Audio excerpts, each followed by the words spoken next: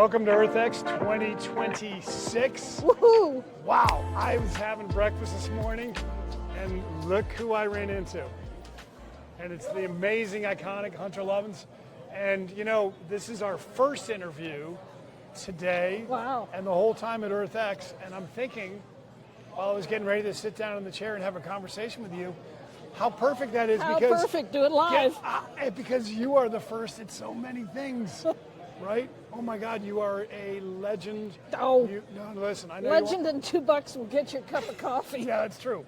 But you've been an activator legend as well. And beyond the iconic, beautiful hat and look and presence, you really carry so much power in a world that needed you so bad with all the things you've done over the years. Thank you. And I am just personally so grateful. And I am a little biased too, because it actually makes it a little extra special that you're a woman.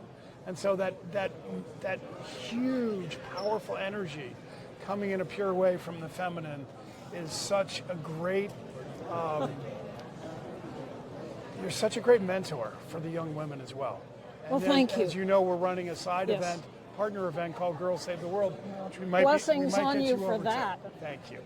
Yeah, and we're going to see if we can recruit you over Yeah, there, if I can. just so the girls can say hi and maybe shake your hand.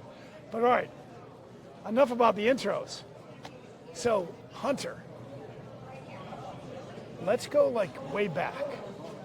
When the hell did this start, and how did you know you, like what inside of you, like was lit up at what point of your life? When do you think back to a moment of like when you first, you got it, don't you?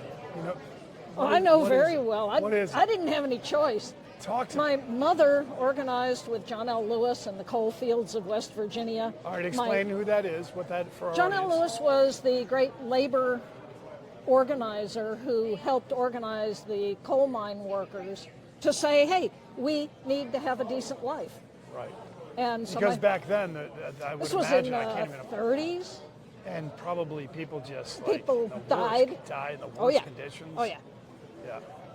And my father helped mentor The Martin. first human resource. Yeah. Right? It's a little inside joke, right? I'm glad we get it. Okay. Yes. Use people for their maximum something to get a profit, right? Okay. Yes. Well, capital. What is capital? We think of money and stuff. Capital is also people and natural resources. There are at least 4 forms of capital, and Mike Fairbanks has counted 9 forms of capital, although those are subsets of human and natural capital. But when companies think of human resources, it is to be extracted, just as they think of natural resources as to be extracted. No, human capital is intact community. It's the ability to transmit adaptive values. It's life as we would like to live it. As Wendell Berry says, life as we want it is community. Natural capital is intact ecosystems. It's not just board feet of timber or minerals in the ground. And so if you want to be a capitalist, a good capitalist, you manage and steward all forms of capital, which there enables you to build more wealth, well-being, prosperity. We're being bad capitalists. The big universal duh. Yeah. Right? So let's go back to the coal mine. So my father helped mentor Martin King, various other civil rights leaders. So I grew up in a house in which trying to make a difference was what you did. I don't think I had a choice. That's so cool. My first memory of activism was... Yeah, that's what I want. Like, do me a favor, like, not, you know where I'm going with this. Don't. I want to bring it back, emote it. Let's journey. Let's do a little shamanic journeying back to that moment, and like really let us feel like what happened in that first. 1955. I was 5 years old. My parents took me to the harbor in Los Angeles, where a little boat, the Golden Rule, was about to set sail to the South Pacific to try to stop the nuclear testing that was destroying the Marshall Islands and the people in the South Pacific. Now, they made it as far as... What year was that? You were 5 years old, Yeah. and it was... 1955. 55, lots of fives. That's my first knowledge of being active. And you Pete were... Seeger and various you other... were there? I was there. How were you there? That big. cheering, go. So like people were like Yeah, cheering and yeah. the boats sailing off to do what though? I mean, I don't Try know. to put themselves in the way of the bombs to keep the U.S. from exploding nuclear weapons in the South. But atmospheric testing, which of course gave all of us added dose of radioactivity. Every time you lit one of these things off in the atmosphere, it goes around the planet, as we now know. So it was kind of like the energy of like all in, kind of like the Tiananmen Square person laying in front of the tank, right? Kind of thing. It's like if you care about something, Go put your body this on is the line. what you do. Now, I didn't go, and neither did they. They made it as far as Hawaii and got arrested, but they tried. Yeah. And it brought the issue to life for people that, hey, we're setting off poison in our atmosphere. We're all breathing it. This is really dumb. And then, so that was your first First experience activism. of activism. Then fair housing, then civil rights in the 60s. Planted a tree for the first Earth Day, took an undergrad in environmental studies, political studies, took a law degree to be an environmental lawyer. Decided, God bless the Okay, good. so I love how you just, okay. Oh, and by the way, we just skimmed through that. Okay, hold on. Hit those three again for the listeners. Okay, just in case you're wondering, that's not like, this is not a night course. But go ahead, Hunter. But rewind. Planted a tree for the first Okay, Earth Day when I was can- in college. That's beautiful and I can handle. Next. Took an undergrad degree in sociology, political studies, Okay. environmental studies. Okay. Went to law school to be an environmental lawyer. Decided, and God bless the good environmental lawyers, I decided law was not the best way to drive change. How did you? I quit, became a forester. Okay, but how did you figure that out? That's not a small thing.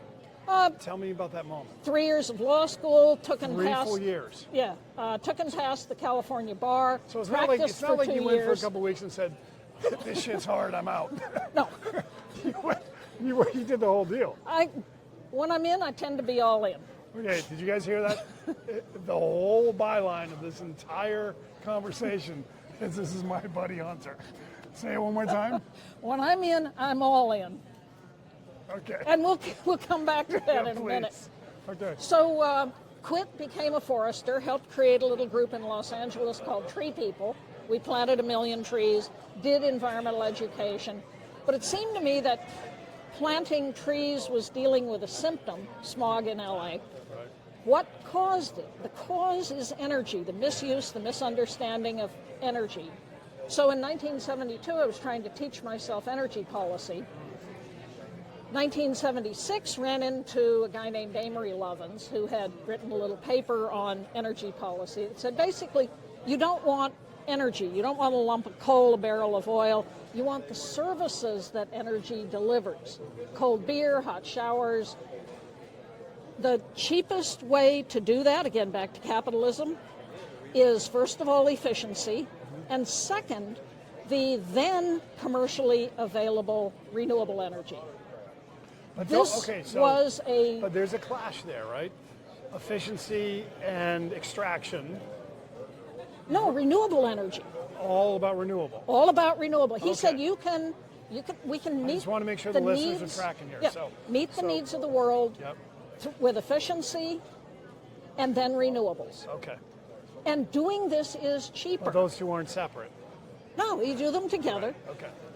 Doing this is cheaper than what we were doing at the time, which is digging up lots of fossil energy and building nuclear plants. Yeah, and I imagine that was beautifully greeted by the fossil fuel industry. Yeah, they took out after him with a vengeance. That's when they And sent it out the led head to Senate hearings and lots of books. And map. Amory and I teamed up, worked at the time for Dave Brower at Friends of the Earth. 81, Dave got fired, and that meant we got fired. So before the fired part, let me just double down on what I was making light of, but you and I know it's the depth of the evilness. I'm sorry, let me back up. It's the depth of the misguidedness of Yes. capital Yes. and greed, which is, you get so big and externally powerful that you then can bully.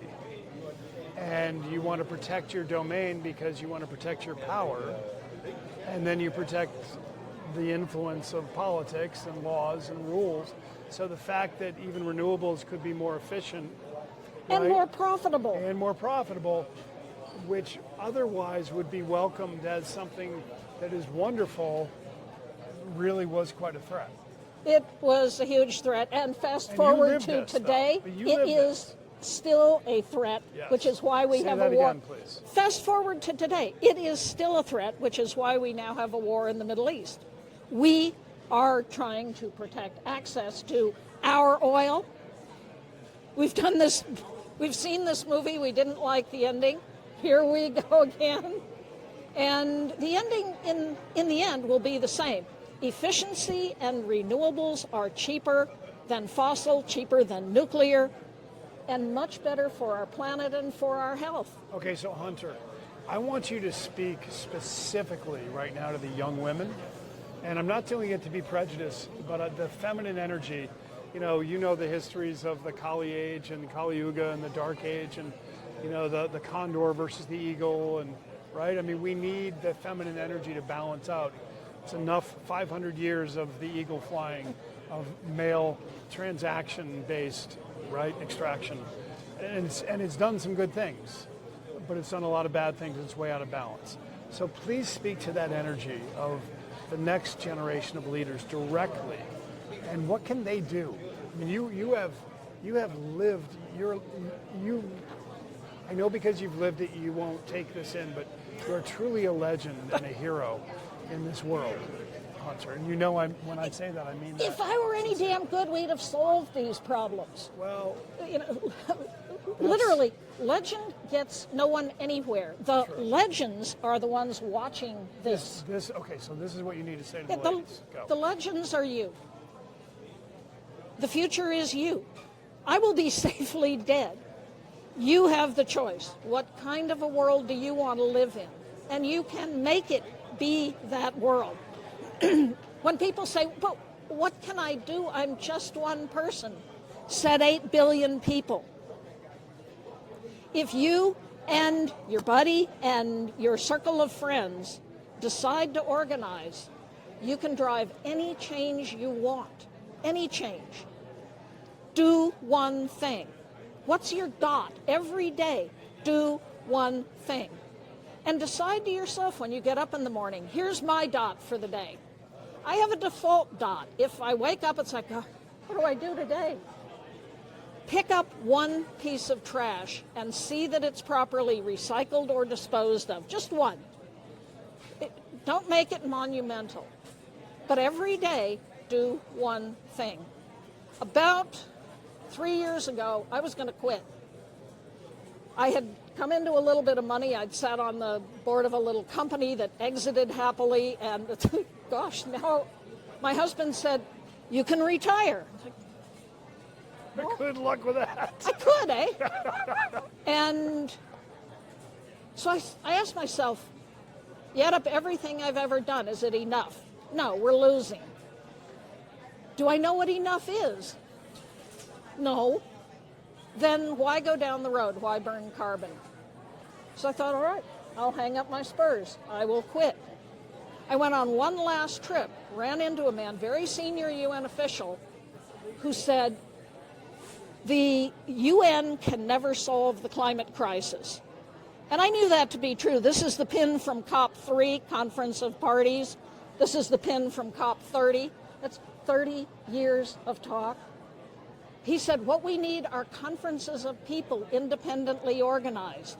He calls it COPX. And I said, wow, that would be enough. And he said, join me.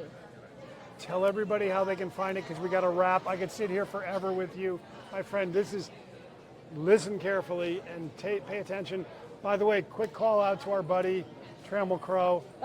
Thank you, Trammell. Thank he you made all of this possible. Amazing Here's job. one person making it possible. There you go, another great example. So, how can they find you at COPX? The ambassador asked me, join me. And I thought, if this could make the difference, I'm all in. I said, I will ride for your brand. I said, you've no earthly idea what I just said, but you'll figure it out. To a cowboy, that means all in. So, COPX, COPX.global, www.copx.global. Join us.